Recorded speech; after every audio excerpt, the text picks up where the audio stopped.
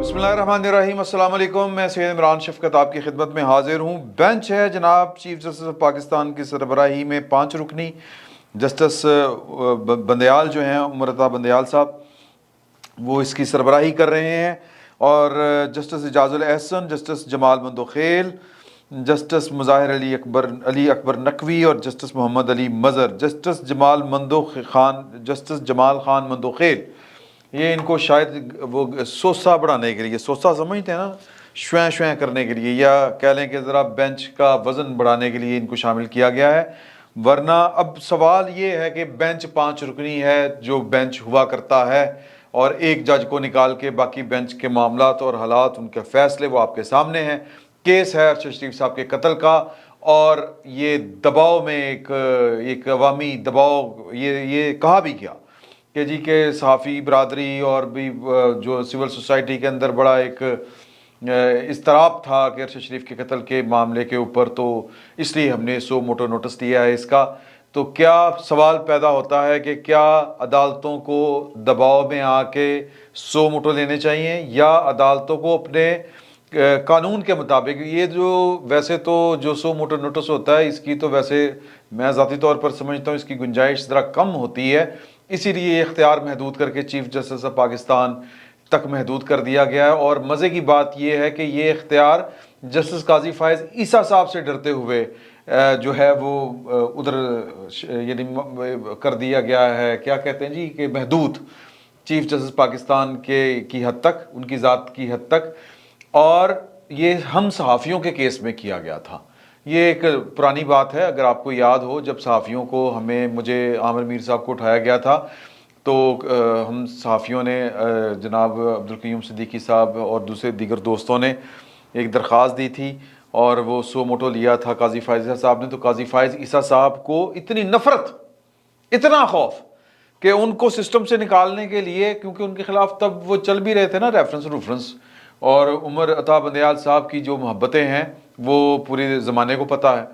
तो अपने ब्रादर जज के साथ क्या चाहते थे, क्या कर रहे थे, और फिर ये भी किसी वक्त कहानी सुनाएंगे कि FBR में क्या हो रहा था और किसके कहने पे हो रहा था। ये बड़ी मज़े की कहानी है। तो किस्सा मुख्तसर के जो यानी ये उस केस में ये वाला फ़ैसला किया गया था कि काजी फ़ाइज़ साहब को इसमें से निकाला जाए, साफ़ियों के केस में किया गया था। लेकिन सवाल ये पैदा होता है कि सो मोटो जो हैं वो किसी उसूल की बुनियाद के ऊपर लेने चाहिए, या एक दबाव क्रिएट हो गया था उस वजह से लेने चाहिए थे। अरशद शरीफ साहब का कत्ल जो है वो क्या हमारी आला अदलिया के नोटिस में नहीं था? अब इस वक्त में जब एक वो इमरान रियाज साहब जो दम भरते हैं कि मेरा ताल्लुक है अरशद शरीफ साहब के साथ, और उन्होंने जनाब वो letter to chief justice Pakistan लिखना शुरू किया, फिर एंड पे इमरान खान साहब ने भी दस्तखत कर दिए। जब इमरान खान साहब ने दस्तखत कर दिए तो उनको सो मोटो लेने का ख्याल आ गया। हालांकि इससे पहले भी एक मामला चीफ जस्टिस पाकिस्तान के रूबरू जो है वो हल तलब पड़ा हुआ है, उस पर नोटिस नहीं लिया, क्योंकि वहाँ पर जो है वो शायद इंसाफ और तरह से हो। मैं इस पर बात करूँगा आगे चल के, लेकिन एक चीज़ जो पिछले व्लॉग में हम मिस कर गए थे वो थी लेफ्टिनेंट जनरल कमर जावेद बाजवा साहब, या कमर जावेद बाजवा साहब जब लेफ्टिनेंट जनरल होते थे तब वो किन ख्यालात के मालिक थे, तब वो प्रोजेक्ट इमरान खान से किस कदर मुतासिर थे। हुआ ये कि 2013 के इंतखाबात में जब मतलब वोट पड़ रहे थे, तो इन्होंने अपने एक शागिर्द को और एक अपने जूनियर को ये कहा कि I think you will vote for the right person. तो उस अफसर ने आगे से जवाब दिया कि boss exactly I will vote to very right 100% right person.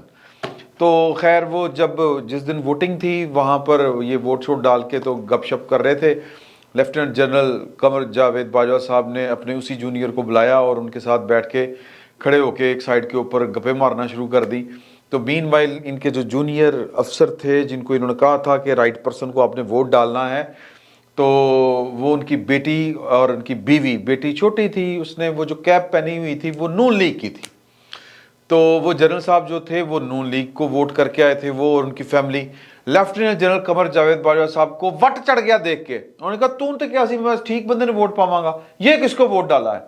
तो उन्होंने कहा कि जी जिसको मैं ठीक समझता था सर मैंने उसको वोट डाला है। है जी, समझ रहे हैं बात।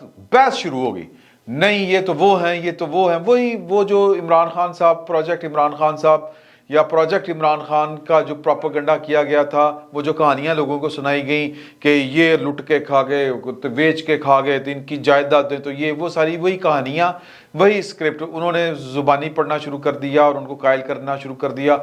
इनके पास असद उमर है, इनके पास फलाना है, इनके पास फलाना है, इनके पास ये है, इनके पास वो है, इस तरह की बातें करनी शुरू कर दी इन्होंने।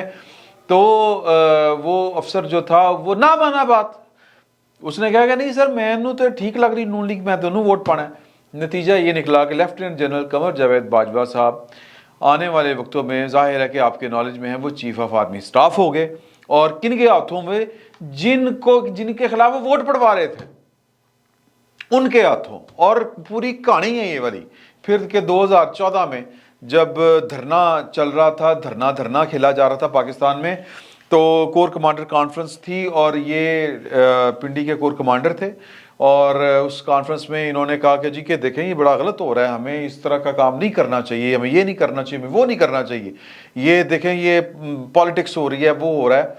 तो फिर वो बात ट्रैवल की, वो बात जो है जनरल कमर जावेद बाजवा साहब की, वो बात उस वक़्त के वज़ीर आज़म तक पहुंची या पहुंचाई गई।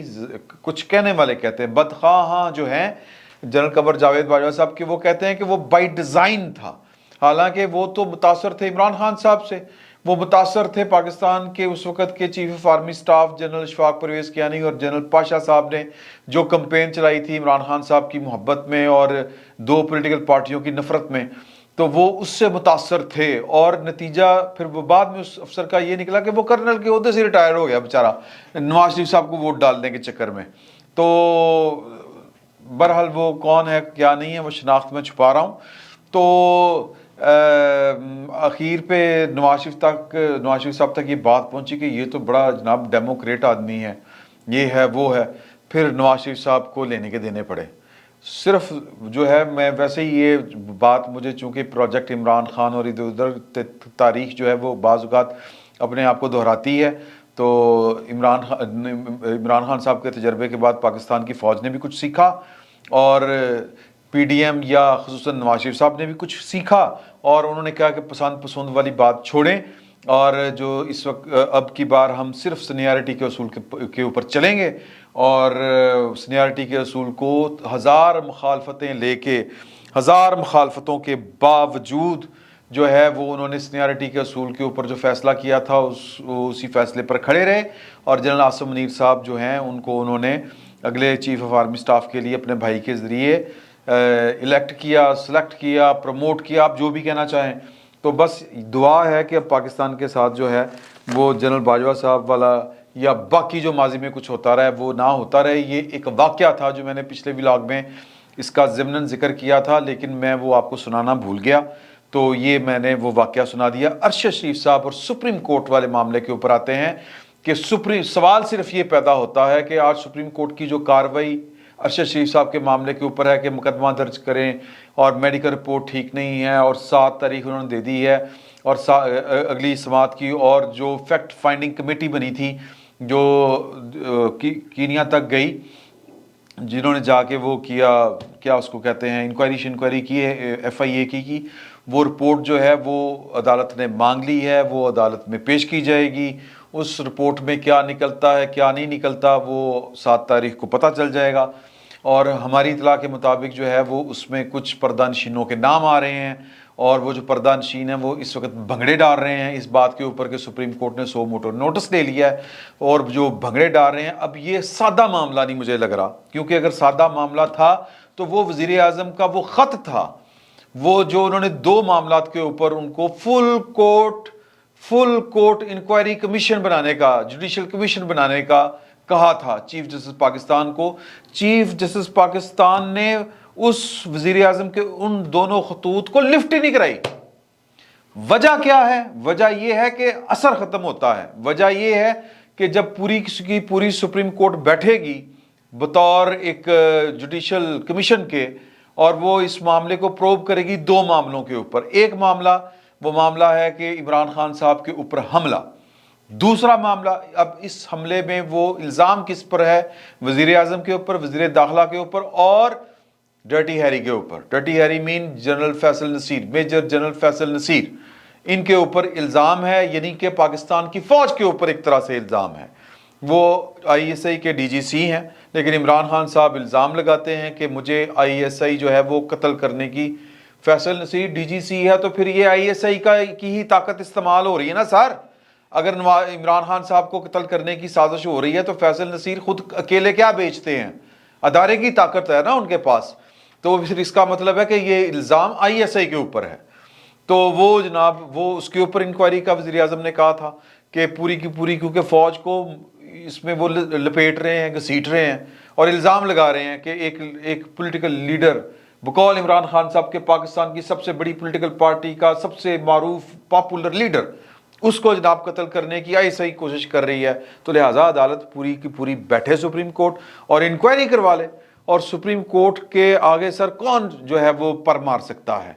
कौन है जो वो ना कर सकता है? कौन है जो कोई कागज पेश करने से इनकार कर सकता है? किसी की जुर्रत बिल्कुल नहीं। दूसरा मामला अरशद शरीफ साहब का था। अरशद शरीफ साहब का मामला जो था वो इमरान खान साहब बड़े ख़तरनाक मूड में चले गए थे और वो चाह रहे थे कि अब पाकिस्तान के अंदर उन्होंने जो सियासत करनी है वो अरशद शरीफ के माजरत के साथ कि उनकी लाश के ऊपर उन्होंने सियासत करनी थी, उनको एक लाश चाहिए थी।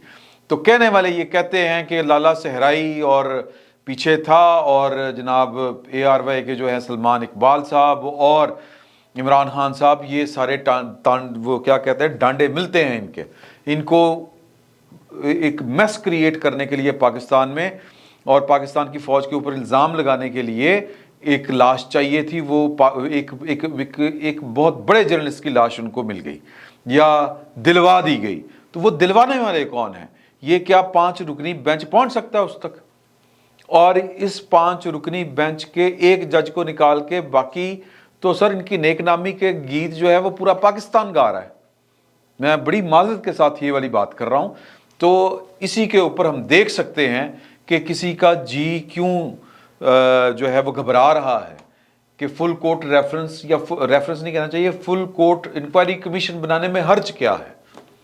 एक ऐसा मामला कि जिस मामले के ऊपर पाकिस्तान के इदारों को लपेटा जा रहा है, एक ऐसा मामला कि एक साबिक वजीर आज़म, पॉपुलर तरीन लीडर के कत्ल की साजिश और दूसरा कत्ल हो गया, उसकी इंक्वायरी जो है वो सुप्रीम कोर्ट का फुल जो कोर्ट इंक्वायरी कमीशन क्यों नहीं कर सकता? लेकिन वजीर आज़म के उस खत को लिफ्ट ही नहीं कराई चीफ साहब ने। और जनाब एक दबाव, किसका दबाव? इमरान खान साहब का दबाव, कि चूंकि अब इमरान खान साहब ने दस्तखत कर दिए हैं उस ओपन लेटर के ऊपर, मुझे खत लिख दिया है तो अब तो मेरा फर्ज बनता है। ये बात हजम भी नहीं हो रही, समझ में नहीं आ रही। और इसमें बड़ी कड़ियाँ हैं, इसमें बड़े मामलात हैं। कि पहली बात ये है कि क्या अदालत जो है वो 5 रुकनी बेंच मामला जो कीनिया में कत्ल हुआ उस तक यहाँ प्रिंसिपल सीट के ऊपर बैठ के वो पहुँच सकते हैं? पहला सवाल तो ये है। मेरा ख्याल है कि अगर नेक नीति के साथ इस केस को अगर प्रोब किया जाए तो अरशद शरीफ के कातलों तक पहुंच सकते हैं, उनको गिरफ्तार कर सकें या ना कर सकें एक अलग बात है, क्योंकि ये मामला दूसरे बरे आज़म का है, अफ्रीका का, मुल्क का भी नहीं, दूसरे बरे आज़म का। तो लेकिन जाहिर है कि पाकिस्तान में इस तरह की चीज़ें ये ठीक मतलब कभी भी सामने नहीं आती। लेकिन ये वो पहला मौका था कि जब इमरान खान साहब पाकिस्तान की फ़ौज को इसमें बुरी तरह लपेटने लगे थे तो DGISI ने पाकिस्तान की तारीख में पहली दफ़ा सामने आके प्रेस कॉन्फ्रेंस की और उन्होंने कहा कि, और उनकी बात का सादा सा मतलब था कि ये हम पर इल्ज़ाम लगाने की या हमारे ऊपर सियासत करने की अब कोशिश करेंगे इमरान खान साहब। और वो एक शट अप कॉल थी इमरान खान साहब को। इमरान खान साहब ने पूरी कंपेन तरतीब दी हुई थी। उनका वो जो ट्रॉलर था ना लॉन्ग मार्च का, उसके ऊपर अरशद शरीफ साहब की तस्वीर और अरशद शरीफ का कातिल कौन, इस स्लोगन के साथ वो कर रहे थे। फिर वो जो प्रेस कॉन्फ्रेंस हुई DGISP और DGISI की, उसके बाद इमरान खान साहब ने उसके ऊपर वाइट स्किन जो है वो चढ़ा दी और वो मामला अरशद शरीफ साहब का गोल कर दिया। तो अब इमरान खान साहब के पास कोई चीज़ पीछे चूँकि बाकी नहीं बची सियासत करने के लिए, نہ وہ الیکشن لے سکے، نہ وہ آرمی چیف لگوا سکے، نہ وہ لانگ مارچ کامیاب کروا سکے، نہ وہ اپنی حکومتیں جو ہیں پنجاب کی وہ توڑ سکے، نہ وہ کے پی کے کی حکومت کیا اسمبلیاں نہیں توڑ سکے، ان کا وزیر اعلیٰ ان کے کنٹرول میں نہیں رہا، ان کی پارٹی جو ہے وہ اقتدار میں ہے، اکثریت میں ہے، لیکن وزیر اعلیٰ کے ہاتھوں وہ بلیک میل ہو رہے ہیں، تو لہٰذا اب ان کو شغل لگانے کے لیے ایک معاملہ چاہیے تھا، تو وہ جناب سائن اور ان کو جناب کس طرح جو ہے وہ سپورٹ ہو رہی ہے، لیکن یہ ساری کی ساری سیاست ہوگی۔ ارشد شریف کا جو قتل ہے وہ اسی طرح بے نام رہے گا، اور مجھے نہیں لگتا کہ جب آپ اس طرح کے معاملات کے اوپر آپ کی نیتیں اگر صاف ہوں، تو نیت اگر صاف ہو ہماری، تو ہم اس کے اوپر جوڈیشل وہ والے جو فل کورٹ جوڈیشل انکوائری وہ بٹھا دیں، لیکن نہیں، ہم نے تو جناب پک اینڈ چوز کرنے ہیں، جو قانون نے اختیار دیا ہے ان کو اپنی مرضی کے مطابق استعمال کرنا ہے، اپنی خواہش کے مطابق استعمال کرنا ہے۔ سر اس اہم ترین کیس میں سینئر موسٹ جج کیوں نہیں ہے؟ کوئی پوچھ سکتا ہے کسی سے؟